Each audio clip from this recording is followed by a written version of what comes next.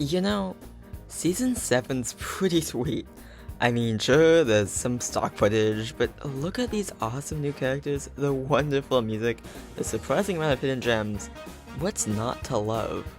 Yeah, so anyway, that's why I made a Knapford Sheds diorama. Yeah, hi, this is Jaden, aka the Wind Wilbert, and I'm here today to talk about a diorama that I'm sure you all know far too well at this point, Knapford Sheds. And today is actually the anniversary of my Knapford Sheds series. Come check it out if you're into Thomas comedy. So, with shameless plugs out of the way, let's dive into how I made my Knapford Sheds diorama.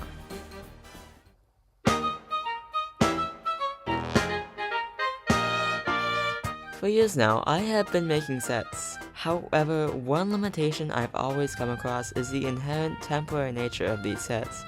Again? They're designed to be up for a week or two, have a couple of neat shots filmed on them, then taken back down and stripped of their parts.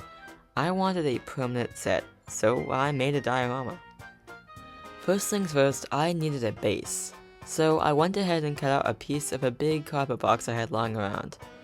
I cut out roughly 2 feet by 2 feet, and the size seemed to fit my idea as well. Next, I grabbed this weird Melissa and Doug wooden stables thing to use as the shed. After grabbing some track to size it all out, I went ahead and painted the cardboard brown in the grassy area and gray everywhere else. Next, I grabbed some cardboard boxes my family had lying around, which seemed to be perfectly sized as buildings. I then found some printable building details online, and after a couple attempts, thanks old printer, they work well. I cut them out and slapped them on the buildings. As for the roofs, those are literally just colored sheets of construction paper. Look, I have a right to be lazy sometimes. I then realized that I couldn't just have all brick buildings. That would look way too boring. So I decided to have half my buildings be stone and half be brick. To further deunify the cityscape, I opted to have half the roofs face toward the sheds and the other half face away. Overall, I think this created a nice effect. It looks far better than it would have if I had just made all the buildings look similar. Once that was all said and done, I decided it was time to focus a little more on the more natural side of things. I quickly ran through and added a layer of grass using the same woodland scenic turf, and then decided it was time to figure out the wall. After a few attempts, I finally got down how I wanted this to look, which began by taking some foam and adding a thick layer of black at the base. Once I had completed that, I did some dry brush layers of blue and purple, and then I lightly dry brushed some white on top, and it actually turned out fairly nice. Finally, to add a divide between the track and the buildings, I took some extra foam, cut it out, and painted it white. Perfect.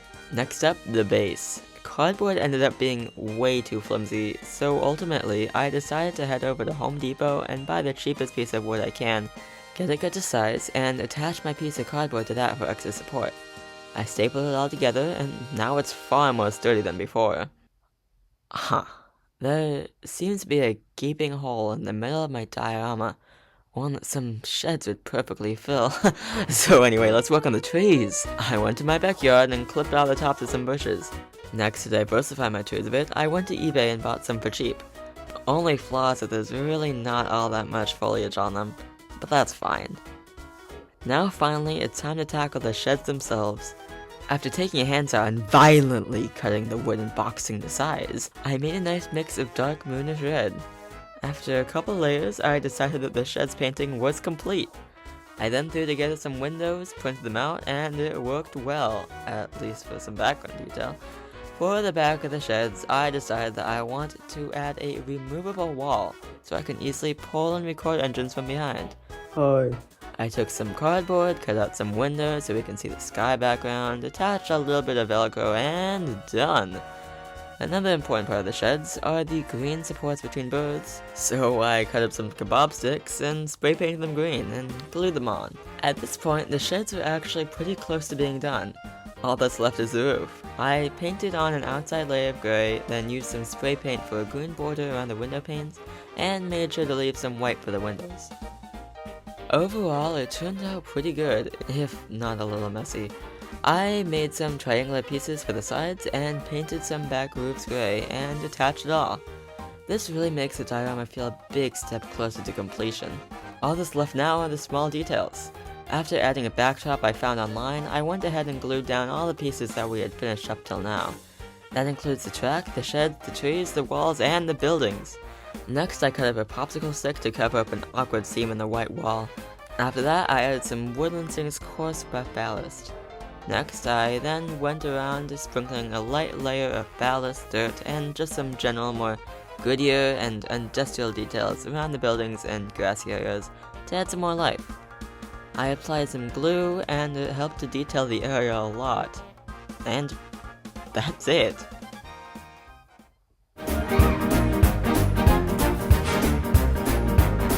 Yep, after over a month of non-stop work, I finally finished my first full diorama.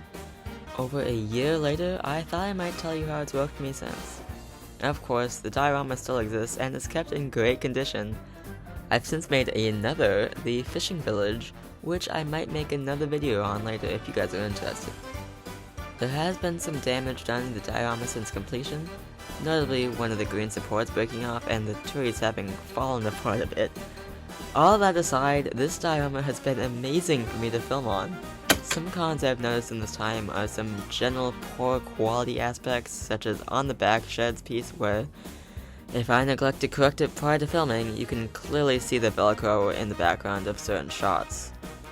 Furthermore, I'm a bit unhappy with the backdrops, mostly because of how I only had them on flimsy paper, allowing them to bend in awkward directions, particularly behind the buildings. However, with that all aside, I'm still very happy with how this turned out. It's a nice homage to my favorite season, and despite some luxuries taken in the adaptation, I find it to be a good representation of the sheds themselves. Plus, it's great for traveling and putting on display, as seen in my meetup episodes this past July. As for myself, I think it's a big step up from my sets of the past, and I'm very excited to continue working on projects like this in the future. And that's it. That's the video. This ended up being way longer than I first intended or had the footage for, so I hope you enjoyed the extra time. What do you think of my Knapford Sheds diorama? I'd love to hear what you have to say in the comments down below. If you enjoyed it, please consider leaving a like, maybe even subscribing. With all that said, thank you for watching and see you in the next one. Goodbye!